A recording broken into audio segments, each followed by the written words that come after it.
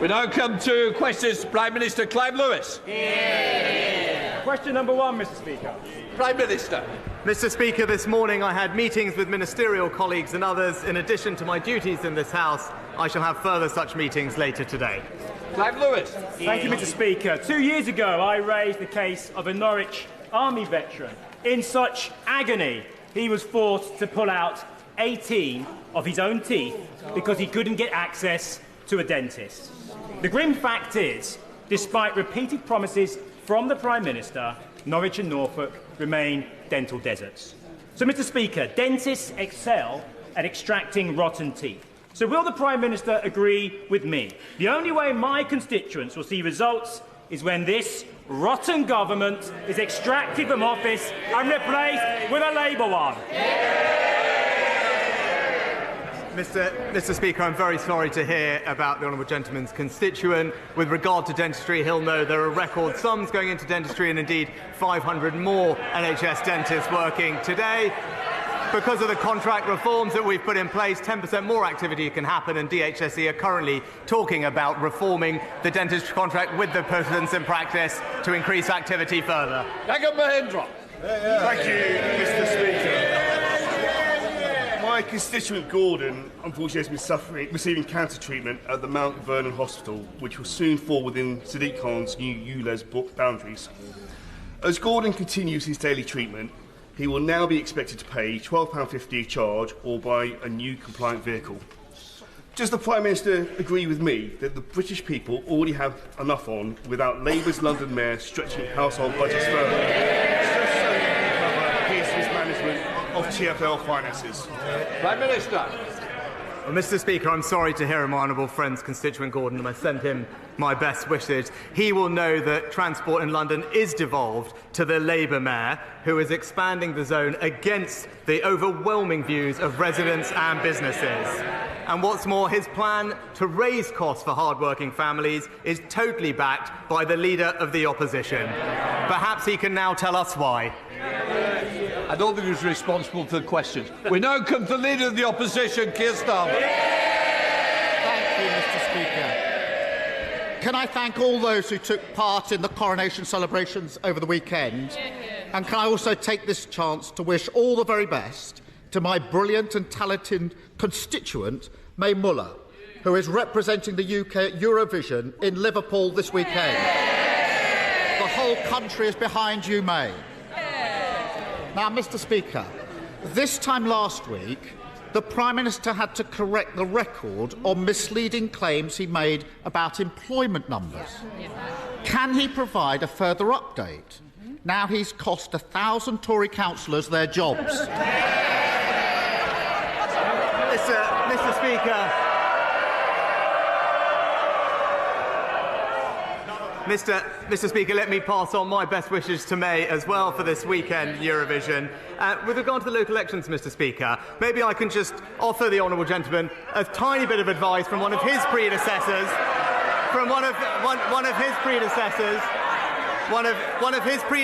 Tony Blair, who I was reading the other day. What did Tony Blair? He said the right honourable gentleman can be as cocky as he likes about the local elections. Come a general election, policy counts. And we know, Mr. Speaker, the problem for him is he doesn't have any. The Prime Minister said he was going to lose 1,000 seats, and then he managed it. After 13 years, a Tory promise they actually haven't broken. And this is the Prime Minister who's only had to fight for two things in his life. Last year, he lost a Tory beauty contest to the member for South West Norfolk, who then lost to a lettuce. Last week, when he finally came into contact with voters, he lost everywhere. No matter who the electorate is, the Prime Minister keeps entering a two-horse race and somehow finishing third. Given his track record, who does he think he's actually got a mandate from? Mr. Speaker, it's a bit rich to hear about mandates from the person who's broken every single promise he was elected on. I mean, go through the list Mr. Speaker, nationalisations, NHS outsourcing, universal credit, and now tuition fees. Mr. Speaker, he was for them all before he was against them. He's not just Sir Softy, he's Sir Flaky too. Well, Mr. Speaker, I can understand why the Prime Minister's trying to wish away his terrible results, but peddling nonsense just doesn't work. Up and down the country, people want the government to focus on the cost of living, but he's got no answers. None. Is he planning to carry on as if nothing happened and ignore the message he was sent last week? Or is he going to do what a Labour government would do and announce an immediate freeze in council tax bills? Mr. Speaker, I know he's asked his Labour councillors rightly to focus on the cost of living. Perhaps they could start with reducing council tax to the level in Conservative-run areas. But, Mr. Speaker, we're getting on with halving people's energy bills, freezing fuel duty to help them with the cost of living. What is stopping him having a plan is that, unfortunately, his shadow chancellor recently said she's discovered she's got a problem, Mr. Speaker. She realised that she actually, this is what she said, she actually has to, shock horror, say where the money's going to come from. With a £90 billion black hole in her plans, she's got a lot of work to do. Mr. Smith, there's only one party that broke the economy, and they're sitting right there. And it seems to me, to quote one of his more electorally successful predecessors, nothing has changed. Still blaming other people, still refusing to take the necessary action, still not listening to the country. And on council tax, it's quite simple. A Labour government would give every council the grant they need to freeze those bills, fully paid for by ending the handouts he's giving to oil and gas giants. So I ask him again, now his plan has been utterly rejected, why won't he do the same? Mr. Speaker, just a quick history lesson. While he was busy softening sentences 13 years ago, let me just remind him what we inherited. It was the largest deficit in the G7 from Labour. Higher unemployment. The coffers were totally empty. And it didn't stop there, Mr. Speaker. After that, they wanted a longer lockdown. And now, they won't even oppose the picketers and the protesters, Mr. Speaker. Even in opposition, they're damaging the economy. He's just not listening, is he? Even after the entire country, Mr. Speaker, from the Peak District to the Garden of England, rejected his government last week, he still thinks that protecting oil and gas profits is more important than freezing bills. Now, I'm sure the Prime Minister must finally have met some working people in recent weeks. Did any of them understand why he insists on protecting his precious non-dom tax status rather than scrapping it and using the money to train thousands of doctors and nurses? Well, Mr. Speaker, he said that this money would fund the NHS workforce, but that plan was actually looked at by one of his own colleagues recently. Now that person said that it would discourage doctors and nurses from coming here. And that there was a £2 billion shortfall in his sums. Who said that? It was Alistair Darling. He might remember those days. It's when Labour bankrupted the economy. I think that is the definition of nonsense. And this is the price of having a tired, worn-out government fronted by a Prime Minister who boasts he's never had a working-class friend. He's smiling his way through the cost-of-living crisis, gloating about success while waiting lists grow. He's pretending that crime, house building, schools are all just doing fine, while handing the country 24 tax rises, all with his name on them. How does he think the Tories can possibly provide the answers Britain needs when the whole country has already told him they're the problem, not the solution? Mr. Speaker, the honourable gentleman is right. We all do say some silly things when we're younger. I was a teenager, and he'll know what I'm talking about, because I think in his 40s he was still talking about abolishing the monarchy, Mr. Speaker.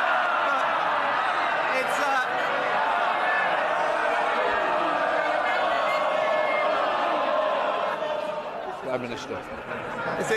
But it's the same old guff from him every week, Mr. Speaker. All politics and no action. We're getting on with halving people's energy bills, freezing fuel duty, cutting the costs of childcare and boosting pay. While he's busy plotting coalitions, we're getting on and delivering for the British people. Mr. Speaker, this Saturday is Surrey Day, a chance for locals and visitors to celebrate everything wonderful about our county, including our beautiful historic High Street in Guildford with its independent shops. But frequently raised with me is empty shops. High rents with high business rates makes it difficult for independent retailers to compete with national chains. Does my right honourable friend agree with me that this government must do everything it can to support our high streets as part of our plan to boost economic growth? Prime Minister. Mr. Speaker, my honourable friend is absolutely right about the importance of high streets for local communities, not just in Surrey but around the country. That's why we are abolishing business rates for hundreds of thousands of eligible businesses in the retail, hospitality and leisure sector, and investing billions of pounds through the High Streets Fund and our Towns Fund to support local communities up and down the country. SNP spokesperson Stephen Flynn. Thank you, Mr. Speaker. If the Prime Minister was to go to the boot of his Land Rover and pull out some placards which said "Save our nom-doms," would he expect to be arrested by the police? Prime Minister. Mr. Speaker, can I first put on record my thanks to the police for all their hard work over the weekend, ensuring that the coronation was a success. Now, look, on this issue, Mr. Speaker, we believe the police should have powers to make sure that they can protect the public from unnecessary and serious disruption. I respectfully recognise that the honourable gentleman disagrees with our position. I guess the question for both of us is, what does the honourable leader of the opposition think about this? Because it's quite hard to keep up. Can I just remind the Prime Minister, it's Prime Minister's questions for him to answer, not for what the opposition's doing. Stephen Flynn. Mr. Speaker, what we're talking about here is that nurses strike, doctors strike, firefighters strike, protest, firefighters protest, and of course Republicans protest as well. And they do so because it's a fundamental right within our democracy to be able to protest. So is the Prime Minister seriously saying that moving forward you can have your rights, but only on his terms?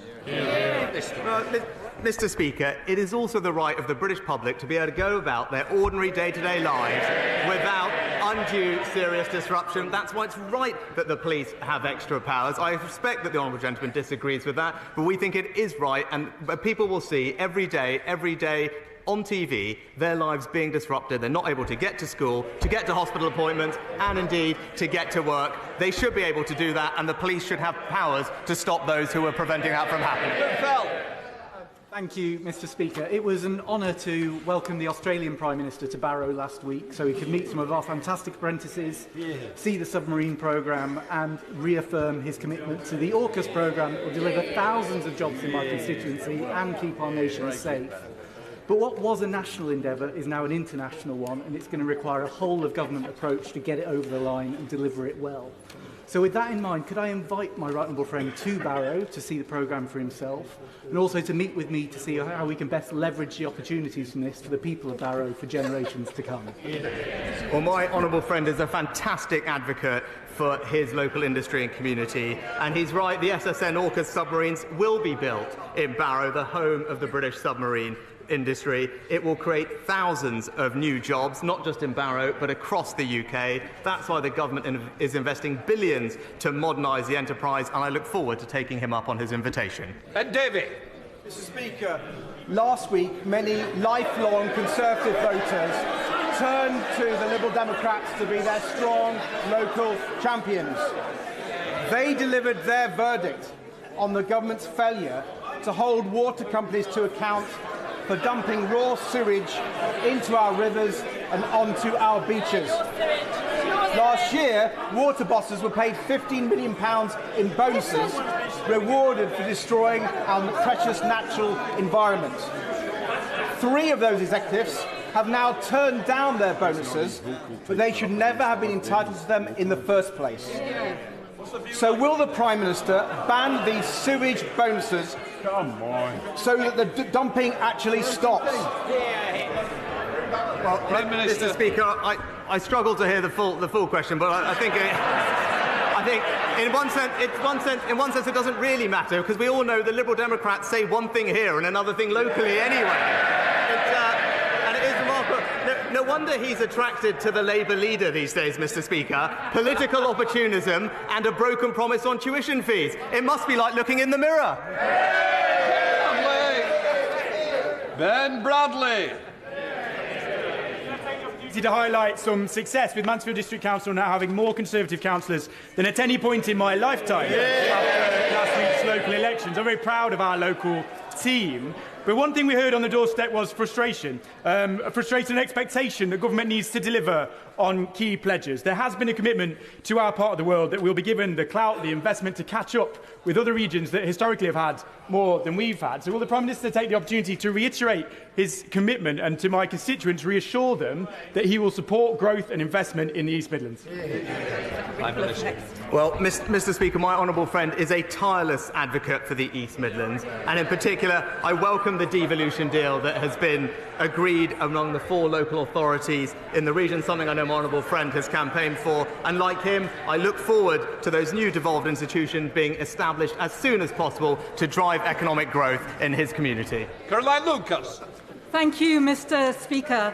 The Prime Minister has previously declared, and I quote, "My daughter is the climate change champion in our house." I wonder if he's asked her what she thinks about Rosebank, the biggest undeveloped oil field in the North Sea, which would blow climate targets, create more emissions than 28 of the world's poorest countries combined, involve the obscene transfer of £4 billion of taxpayers' money to a Norwegian energy firm, Equinor, and do nothing for energy security since the vast majority of the oil will be exported. If he gives it the green light, will he be able to look his daughter in the eye and honestly say that he has done everything in his power to give her and all other young people a livable future? Mr. Speaker, as the Independent Committee for Climate Change has acknowledged, we will need fossil fuels for the next few decades as we transition to a greener future. And during that period, it makes absolutely no sense to not invest in the resources we have here at home, to import foreign fossil fuels, not create jobs here, and import them at twice the carbon emissions as our local resources. It is an economically illiterate policy, Mr. Speaker, but that's what you'd expect from the Green Party. George Eustace. Thank you, Mr. Speaker. Last June, the government committed to bring forward a horticulture strategy to identify ways to expand British production of horticulture. And the importance of this was underlined by some of the supply chain challenges we saw earlier this spring. But in the last week, there's been speculation that the government might be abandoning that strategy. Can the Prime Minister give us any reassurance that the government remains committed to expanding this important British industry? Prime Minister. Well, can I thank my honourable friend for all of his work championing this area. We are delivering for the horticulture sector, and it will benefit from the £168 million investment to drive innovation and support fruit production. And that's why we also passed the new Genetic Technology Act, Mr. Speaker, taking advantage of our Brexit opportunities to unlock the potential of new technologies. But I look forward to discussing this and other ideas at our new upcoming Food Summit. Julie Elliott. Thank you, Mr. Speaker. Has the Prime Minister or any of his ministers given commitments to BP, Equinor or any other company about contracts at the Teesworks site? Prime Minister. Mr. Speaker, contracts at the site would be a commercial matter for the companies involved.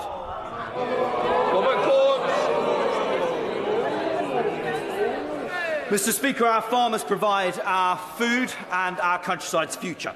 But there's concern among some Oxfordshire farmers that the new schemes under DEFRA's agricultural transition plan aren't ready for farmers to access them to make up the shortfall from the basic payment scheme. Will my right honourable friend push his colleagues in DEFRA to roll out the rest of the SFI standards as soon as possible and to consider double-stacking SFI and countryside stewardship payments to ensure that Oxfordshire's farmers get the support they need? need.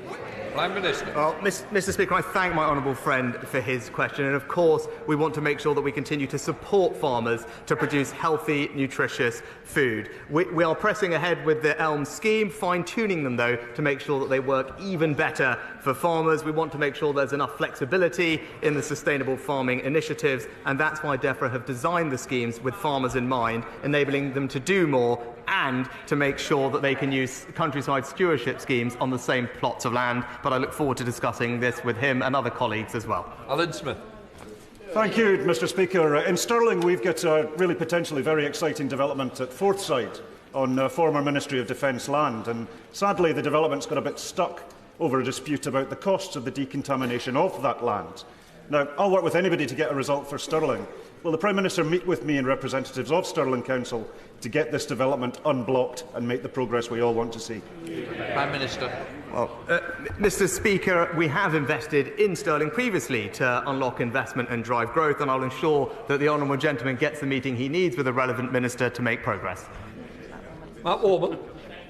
The Prime Minister and I share a profound optimism about the power of technology, and AI in particular has the power to revolutionise public services and our private sector as well.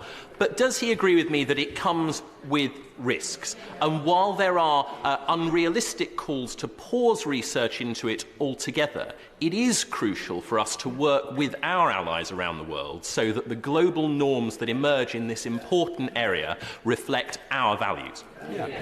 Well, my honourable friend speaks with experience and knowledge on this issue, and I absolutely agree with the thrust of his question. Whilst it would be implausible and wrong to halt the development of this technology, it is right that we ensure that there are appropriate guardrails in place as we look to exploit its opportunities. Those are the conversations we are having, not just with the companies involved, but also with our allies around the world, and he can expect further progress in the coming weeks and months. Mike Nolly. Thank you, Mr. Speaker. Following on from his earlier answer, as the Prime Minister knows, an Eat Out to Help Out scheme was introduced in August 2020, which increased demand for eating in restaurants by some 216% compared to 2019, with figures now showing that over 17,500 retail chain stores closed in 2020 alone, affecting nearly 35,000 employees. Would or has the Prime Minister considered a similar scheme for bricks and mortar retail, bricks versus clicks if you like, as part of the wider plan for regenerating local high streets and town centres? Well, Prime Minister.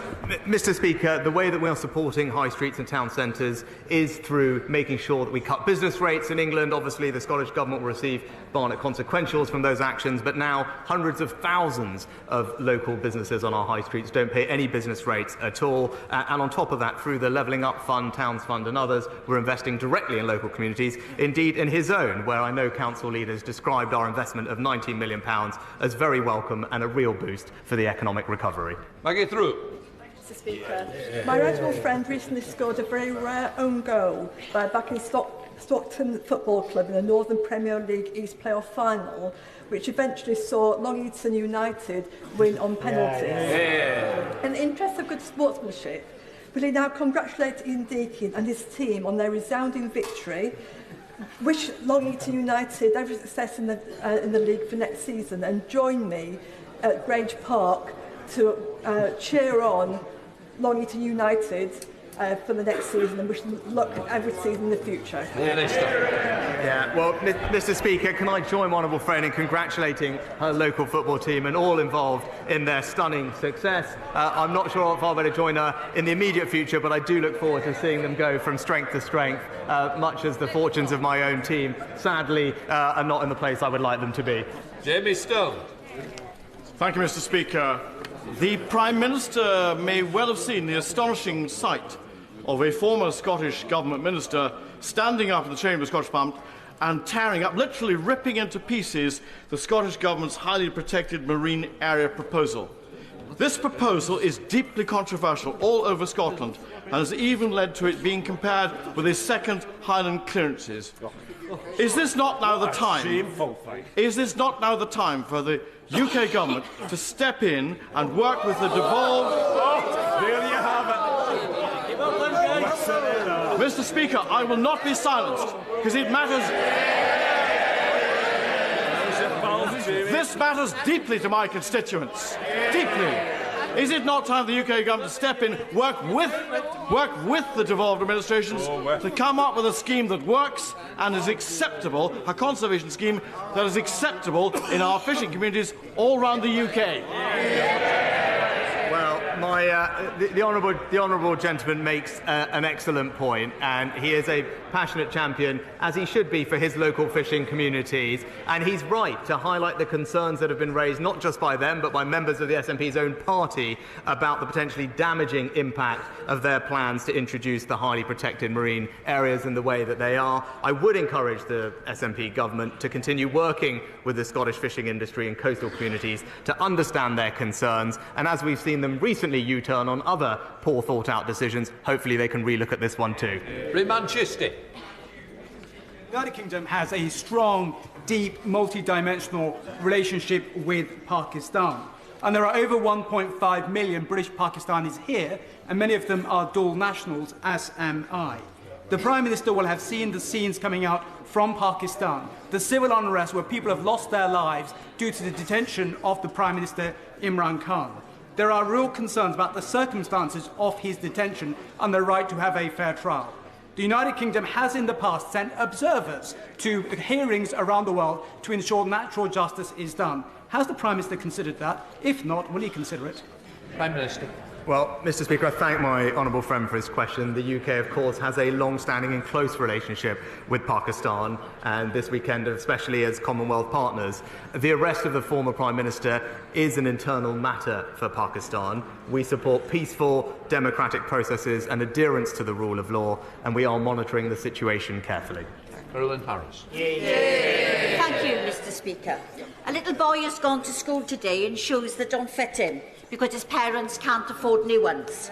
A little girl had water on her cornflakes because her mum had no money for milk. These are real stories from Faith and Families, a charity in my constituency that deal with poverty every day. Poverty that is causing prolonged shame and leading to a mental health crisis. Faith and Families are worried about these kids. I'm worried about these kids. If the Prime Minister is worried about these kids, what's he going to do about it? Mr. Speaker, we don't want any child to grow up in poverty, and that's why I'm proud that there are 1.7 million fewer people living in poverty today than in 2010 because of the actions of this and previous Conservative governments. That includes hundreds of thousands of children, and we are providing incredible support to the most vulnerable in our society as we speak. Just last week, the first of our cost of living payments went out, £900, to help the most vulnerable families in our society. Those are our values, and we will keep supporting them as the inflation remains high. Alan Cairns. Thank you, Mr. Speaker. Earlier in questions, the Leader of the Opposition sought to draw attention to council tax rates and council tax increases, and offering some crocodile tears in the process. Can I draw attention to the Prime Minister's attention that whereas we have seen 43% increase in council tax rates since 2010 in England, the increase in Wales has been a staggering 67%. So therefore, is it not the case we should be looking at what Labour do rather than what Labour say?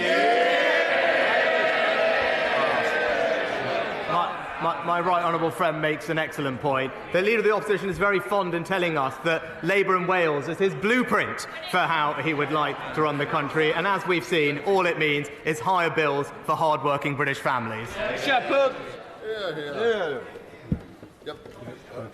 Thank you, Mr. Speaker. Over the last 2 years, the Drax Power Station in Yorkshire has, on average, burned almost 20,000 tonnes of trees every single day, releasing an equivalent amount of carbon into the atmosphere. During that time, whilst our constituents have struggled with their heating bills, the private company running Drax has received £1.5 million of subsidy through the government's energy policy every single day. This is set to continue until 2027.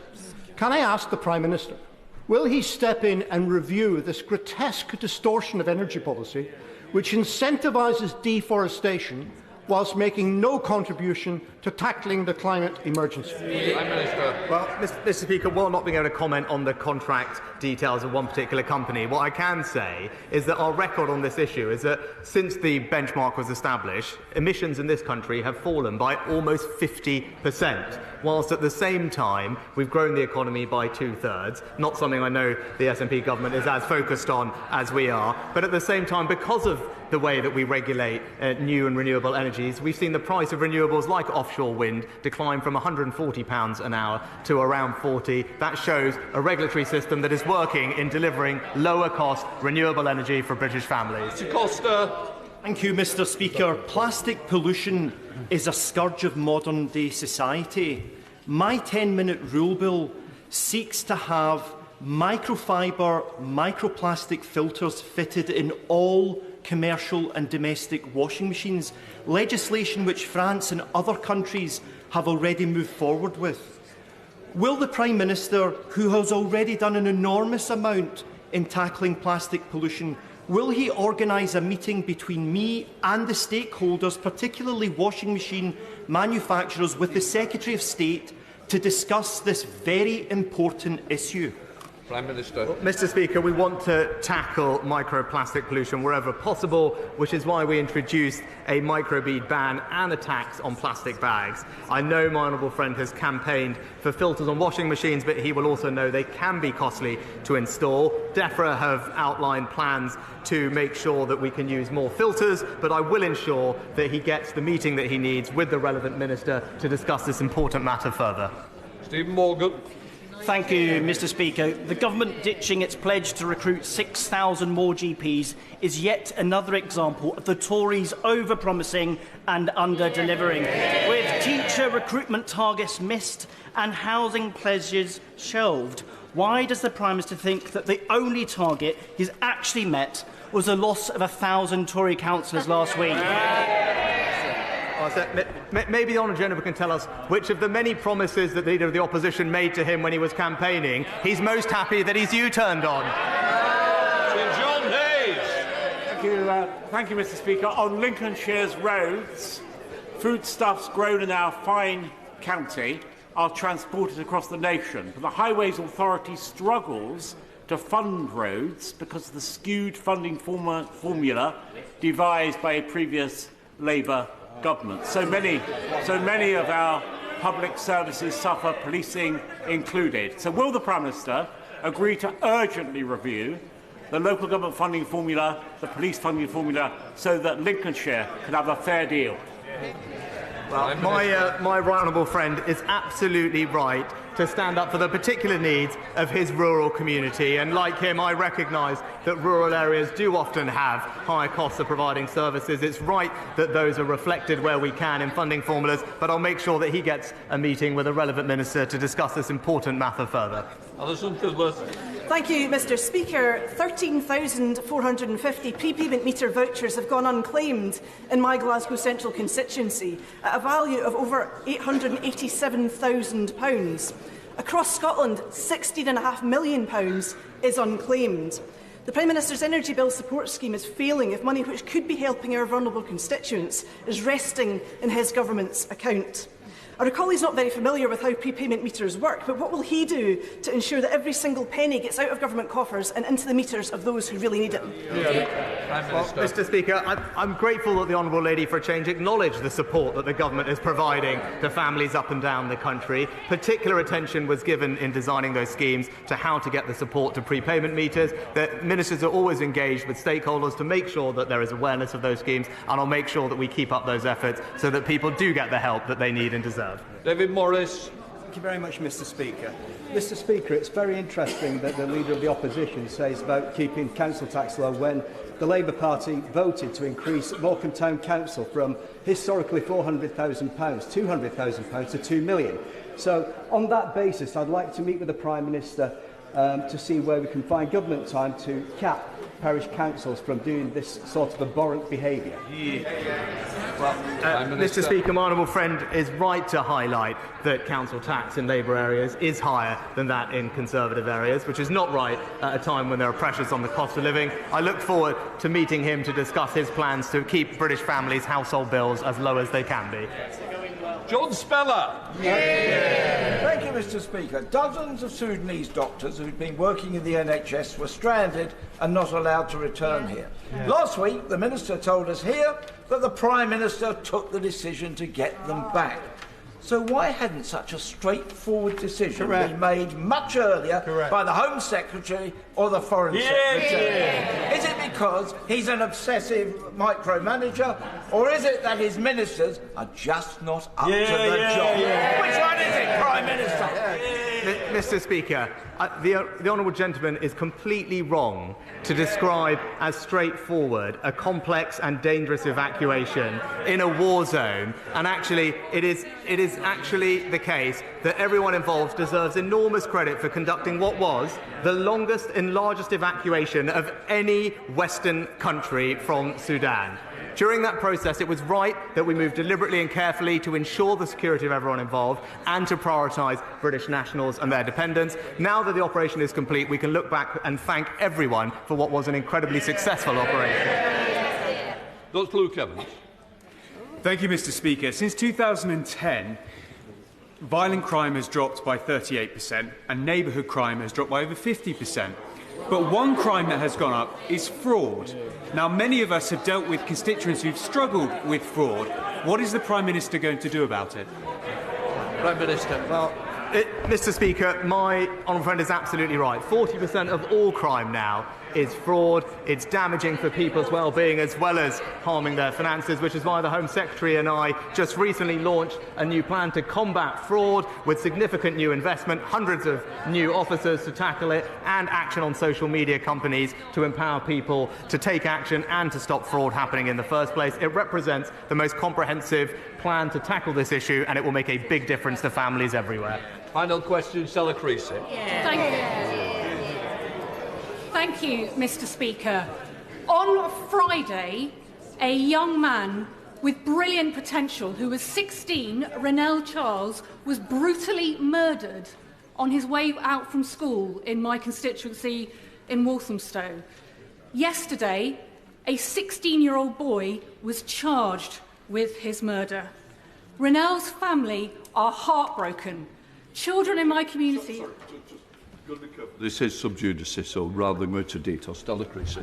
What I'm saying is those children are terrified to go to school. Their parents are frightened to let them, and the teachers are at their wits' end.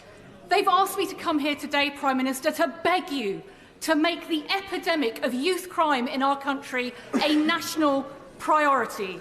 So will the Prime Minister meet with myself and representatives from my local community to talk about how we can get the mental health and mentoring support these young people need so that every young person in our country has that future they deserve? Well, Mr. Speaker, I hope my honourable friend, I know the whole House will join me in expressing our sympathies and condolences to Renell's family for what's happened. She's absolutely right. We should do everything we can to tackle violence and murders against young people in particular. I'm pleased that knife crime has fallen by almost 10% and serious youth violence has fallen by 24% in the last few years. That's because we are giving the police the powers they need, whether that's stop or search, increasing jail terms and confiscating around 90,000 weapons. Of course, we will always look to do more to make sure that our streets are safe for our young people. All for now.